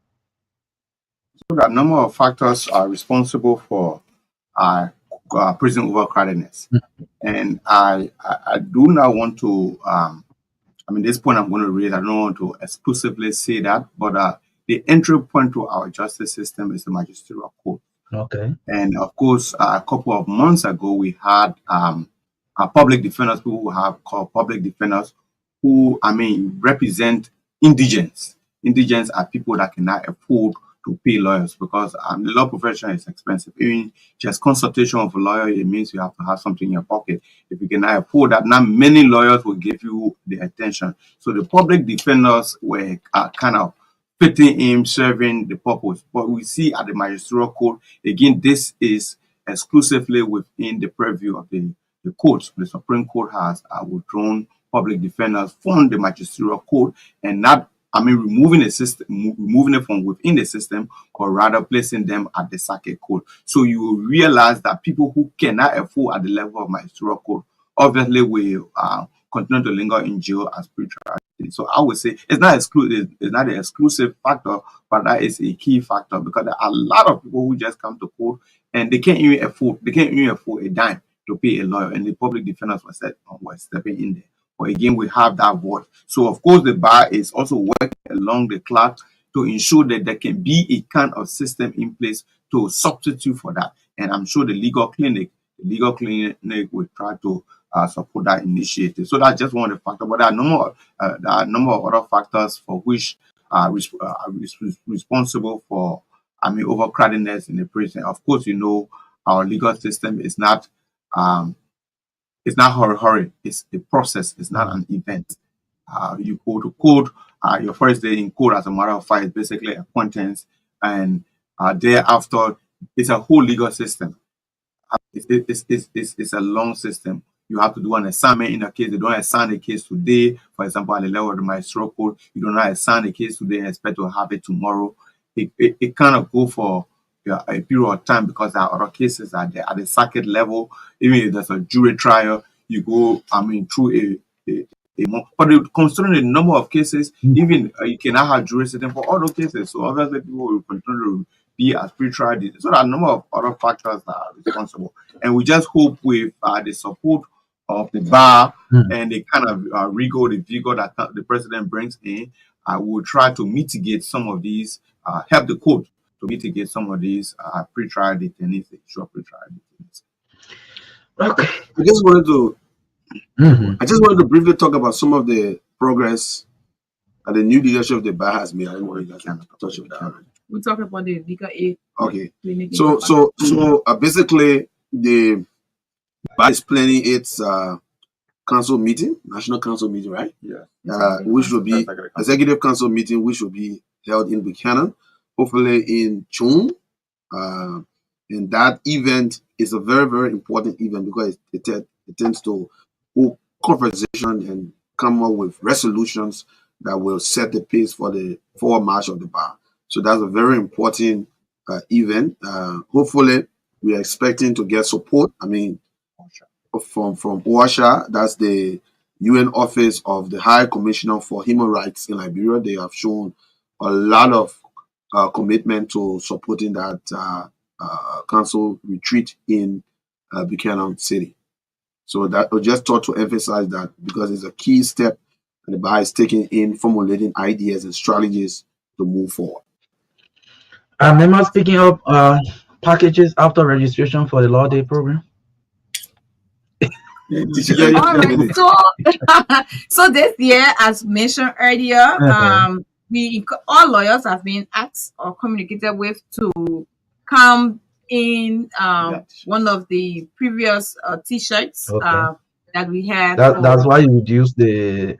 Yes. So, and we just had our assembly assembly, and we have lots of T-shirts from last year Law Days. We have multiple caps, so we're saying let's not put those to waste because we wear them one time. So we encourage everyone to pick up one of your T-shirts for Law Day, or if you don't have excuse me. if you don't have the 2025 Law Day will not be on it.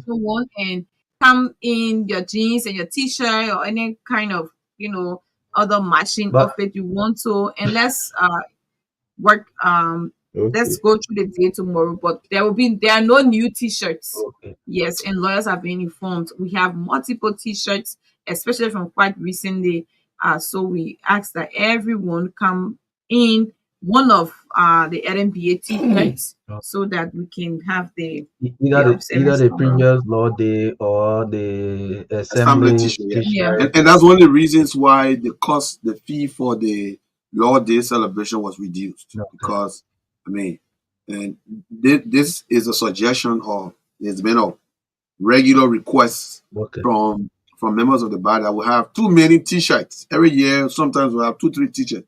For me, I have like around 10 T-shirts now. So from law school days, from law school days. So I do have a lot of T-shirts. So I mean, I think many other members of the bar do have a lot of T-shirts. So all you do wear one of your old T-shirts, maybe the recent one, and then come to celebrate. Okay, so we'll take some calls, except there's the other information you haven't shared. Let's hear from the public. We are more than excited to do so. So please, we are talking about the Law Day celebration, and exactly what we talk about here is what we would like for members of the public to interact on, not taking us to something else. Yes, so call 0770-202579. 0770-202579. Let's talk about the Law Day, the significance of the day, and some of the decisions that sometimes are made after the Law Day celebration, all of that. So let's talk about that and not talk about something else. 0770-202579. We have 3 lawyers here. They are young but not very young. Yeah, so you can call and participate on the show this morning. 0770-202579. This is the number you can call and we'll talk more about that. So you mentioned about inviting high school students. Well, let me take this caller, but we'll talk about our high school students. Please lower your monitor, please. Good morning. Good morning, Marka. Morning, go ahead. And let me say good morning to your studio guest. I'm several summer I joined a conversation on the power of Twitter. Okay. Yeah, let me say thank you for the coming to make some clarity concerning legal matters. But I get a question. So people like one of the guests said that majority of the problem concerning pretrial detainees, it starts from the magistrate. So what are some of the mechanisms they are putting into place at least for this problem to be resolved? Because some people who will stay the time in prison for minor issues. So I really want to know whether if they will get a mechanism put in place to either minimize that or finally get eradicated. Okay. Okay, so sounds good. Let's take some more calls. 0770202579. While we are waiting for the calls, maybe you can respond to what the caller asks about. Yes. Yeah, so Jesse, to clarify that we did not say majority. So, we didn't want to be specific. We said one of the reasons that we have a lot of pretrial detainees, it could not be majority, but I know one way or the other, we have a lot of people in prison because they cannot afford lawyers, and most, if not 90% of the time, it happens from the level of the magisterial court. At the level of the magisterial court, you see people coming that are indigent. And we had a system in place initially called the public defense system. The public defenders were assigned at magisterial court, and they kind of represented people who did not afford, who could not afford. And the fact that that system, that the lawyers that were there were withdrawn and forwarded to circuit court for best reason of the Supreme Court, which we do not have the Pellegrini, we do not have the authority to question the court. Obviously, we think it has had some effect on increasing the level of pretrial detainees. So we think the bar is, we think the bar is working along with his partner to ensure that we can create a program where lawyers, not going to be for a huge fee, something that you can give back to the society. Okay, or at least please let me take this person. Good morning. Good morning. Go ahead. Go ahead. You're live. Go ahead. No, your line is bad. We're not getting you. Try. Let's see. Go ahead. No, your line is bad. We just cannot get you. Your line is not coming in too clear. Yeah, we expect that some members of the bar will call to ask some questions. Let me take this person. Good morning. Good morning. Morning. Good morning to you again. I've been listening to the story of the people start calling from Greenfield County. Okay. Yeah, the two things that the person before that really asked for the rule of law is not for only people that have money. Because these are the same rule of law to share to the chief of any. That's when the chief of saying the rule of law will repeat. Yes, the rule of law is for everybody. That's not to be done. It's not to men. Now the question to him, I just saying to our school, it just happened to just no name of the cheerleader of your who just running with the cashier 20 when you got a case, and you pay the CRD, the money investigated, must say another 20 or another careful to come because of the interest and they pay you after 2 minutes just free. So it's just telling you if you have nobody, you can just go to jail. And that's the law there, they said the law will be the law. The law is playing the issue of the poor and the process because of the children. So they are processing it before somebody just go to jail or accuse them. And they will say no judgment, they just regard the president of the jail to say the person will investigate. That's the law. So they can just follow those things. Just go to jail. What the other thing that's going in jail for almost 2, 3 years, 9 years, 2018 to now. There's no trial. They are just in jail. So why is the law only for government officials? So how will they do for the no law for all? Lord Day celebration tomorrow. Yes, let's go to our guest. We don't have many calls, so we can just use the few we got to respond, and then we'll close the show. Yeah, the concern, he has a very genuine concern, and we cannot speak to the facts of the specific case that he's talking about, But generally, that's why when I spoke earlier, Mika, I said I was excited about the legal aid clinic expansion and that is going to Lofa because the general purpose of these clinics, they're meant to be able to assist the communities access justice, to be able to assist individuals who cannot afford, or to may not understand how to even start a legal process on a very concerning issues where they feel their rights are being violated. So the clinics really, really help to respond to some of these challenges. And we hope that, the bar over time with the good work that's going on with the legal aid clinic will have more investment put into it where we can expand to more counties. And especially Nimba. yeah, we're gonna go to more counties, but I'm sure there will be updates. I listened to at the assembly. I don't remember the exact numbers, but the report that was given from the LMBA from previous interventions from the legal aid clinic in terms of the number of persons that have benefited, even pre-trial detainees that were able to have access to the court or other got set free or released was very impressive.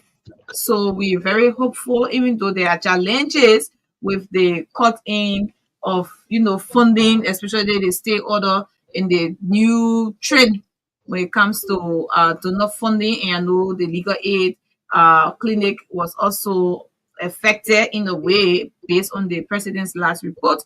But with the available resources, we've still been able to buy, still been able to expand. So we hope that our partners will listen to these concerns from the public and continue to invest in the legal aid clinics because the rule of law, no matter where you are, it applies to everybody and everyone should have access to justice, even if they cannot afford in a way. Okay, so let's go across the table with our parting comments. Yeah, I mean, the colleagues have tried to answer those questions concerning there are a lot of concerns every time, like Fasia said earlier, in the community, you have people coming to you with different legal issues, seeking your guidance. And that's the role of a lawyer to provide some kind of legal support to the community, especially where you find yourself, not just sometimes for the pecuniary benefit, but to ensure that people are on the side of the law and they understand some of the simple law issues. And that's one of the reasons the bar is here. Even though that's not what we came to talk about, but many a times when you have these topics, these discussions on the radio, people will bring additional issues and raise additional issues where they want clarity. But yes, like Pasia said, it's our hope that there can be more support coming from donors so that we can expand the legal aid clinics in other communities, especially where indigents are seeking legal redress or legal intervention. But back to the Law Day thing, we want to once again encourage our members of the Liberian National Bar Association, including law students, to come and attend the program tomorrow, form part of the parade. The AFL band will be there. It's going to be very, very colorful. We'll also have the indoor program at the EJS Ministerial Complex. And there will also be some refreshment at the end of the program. Don't forget the CLE will be tomorrow. Don't miss your points because if you don't come for the parade, attendance will be taken and then you risk losing some of your CLE points. So hope we all meet there, in the spirit of oneness, enjoy ourselves, have fun as lawyers always do. So just a few points that before we go, it's important for us to know that we have to pay our dues, bad dues. We have to pay our levies. I mean, it's a requirement in addition to acquiring your required points for the CLE. You have to be in good standing as a lawyer to practice law in Liberia. To acquire the CLE, but not just the CLE. Yes, I attended an event and acquire your points, but you have to pay your dues. You have to pay your levies, your tax, your professional lesson fee to the government Republic of Liberia. You have to pay your bar dues. And the bar has made it so easy. This leadership has made it so easy. Initially, we had to go to banks outside of the secretariat, but now there is even a bank window right at the secretariat. So once you go there, you pay your fees. Because it's my understanding that as of next week, in fact, the listing of lawyers will come out who are in good standing to practice law. We observe that in our code, there are individuals purporting, impersonating to be lawyers.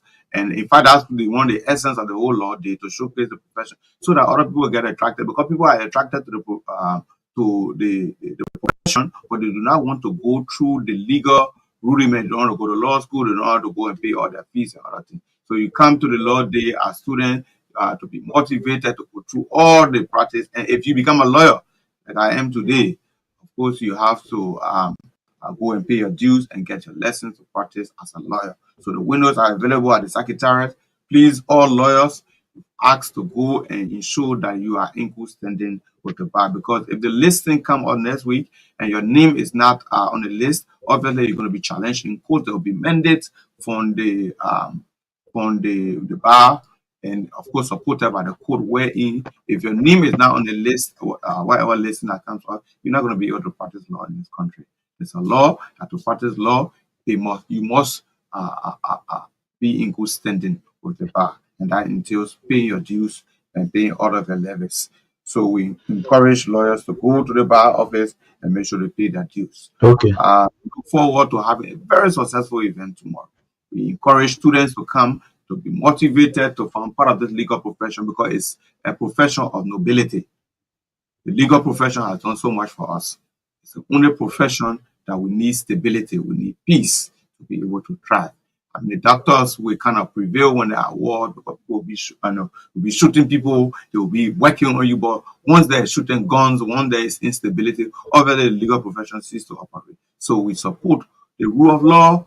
We are calling on all Liberians to adhere to the rule of law. Come, let's celebrate Law Day tomorrow. Okay. Yes, finally. So thank you, and we just want to say thank you to the Truth FM family and all of you listening.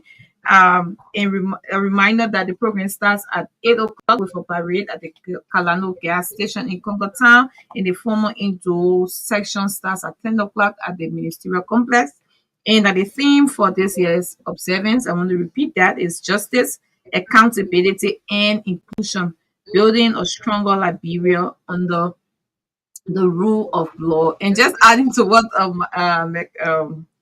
Michael was saying, that before you ask them to represent you, ask them if they licensed lawyer. That will help. We encourage all lawyers to pay their bar fees and get the license, and it's a requirement. So to be able to legally make any representation or in court on behalf of people, you have to be licensed to do so. But happy Law Day to all lawyers, and tomorrow let's come out and celebrate the day together. Thank you. Thank you. Thanks to all of you for coming. Welcome. Okay, yes. So yes. Let me remove that. Good. So they are from the bar talking about this year's Law Day celebration on tomorrow at the ministerial complex. So yes, this is how we are taking leave of you. But today, our colleague Johnson Kola is celebrating his birthday on today. We want to say happy birthday to you, Maybon. Happy birthday to you. We wish you all the best, and we hope that you will do the needful. So I'm so sorry you have been here. My name is Marka Davis. We'll be here tomorrow again with another edition of the show. Have yourself a wonderful time. Bye-bye.